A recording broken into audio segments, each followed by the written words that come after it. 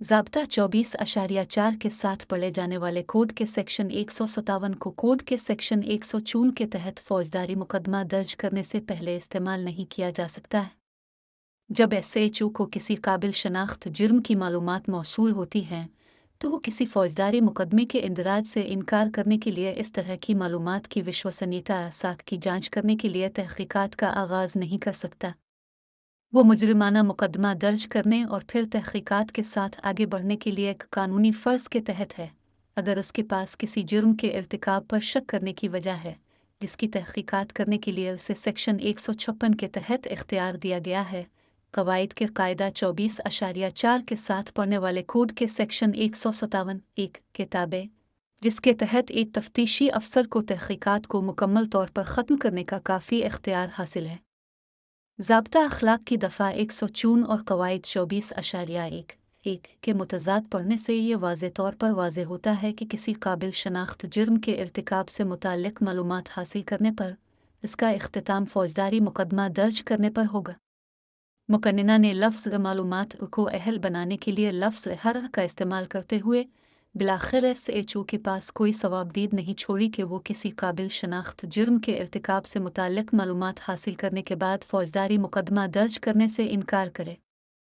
अल्फाज हर मालूमात वाज़े तौर पर पेश करते हैं कि मुकन्निना ने उन अल्फाज को मज़ीद अहल बनाने से गुरेज़ किया।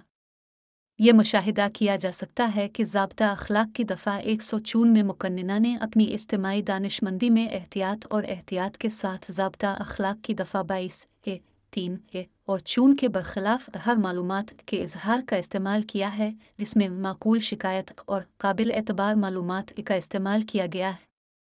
बज़ाहिर कोड के सेक्शन 22(3) और चून के बरक्स सेक्शन 154 में हर मालूमात के अल्फाज का इस्तेमाल इस वजह से है कि SHO को किसी काबिल शनाख्त जुर्म से मुताल्लिक़ मालूमात रिकॉर्ड करने से इनकार करने और इस बुनियाद पर मुकदमा दर्ज करने का इख्तियार नहीं होना चाहिए कि वो मालूमात की मकूलियत असाक से मुतमिन नहीं है।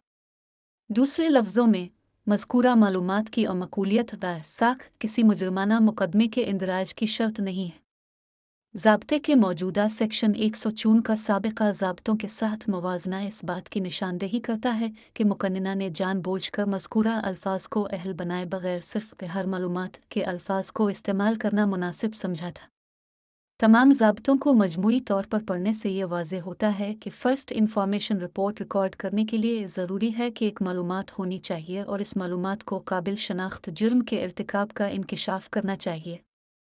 ज़ाब्ता अखलाक की दफ़ा 156 एक पुलिस अफसर को काबिल शनाख्त जुर्म की तहकीकात करने का इख्तियार देती है, जबकि दफ़ा 157 इस तरीक़े को बयान करती है जिसमें इस तफ्तीश को अंजाम दिया जाना चाहिए। ज़ाब्ता अखलाक की दफ़ा 157(1) के तहत पुलिस अफसर के ज़रिए तहकीकात का आगाज़ दो शराइत के ताबे है। पहला, पुलिस अफसर के पास काबिल शनाख्त जुर्म के इर्तिकाब पर शक करने की वजूहात होनी चाहिए और दूसरा, पुलिस अफसर को मौज़ूआती तौर पर ख़ुद को मुतमईन करना चाहिए कि आया केस के हक़ाइक़ और हालात की तहकीकात शुरू करने से पहले ही तहकीकात में दाखिल होने के लिए काफ़ी बुनियाद मौजूद है या नहीं। ज़ाब्ता अखलाक की दफ़ा 157(1) के दफ़ात ए और बी के तहत ऐसे हालात हैं जहाँ तहकीकात को ख़त्म किया जा सकता है। पहला, जब किसी शख्स के खिलाफ काबिल शनाख्त जुर्म के इर्तिकाब के बारे में कोई मालूमात नाम और केस के ज़रिए दी जाती है तो तफ्तीशी अफसर मौका पर तफ्तीश नहीं करेगा, और दूसरा, जहां ये पुलिस स्टेशन के इंचार्ज अफसर को ज़ाहिर होता है कि तहकीकात करने के लिए कोई काफ़ी बुनियाद नहीं है।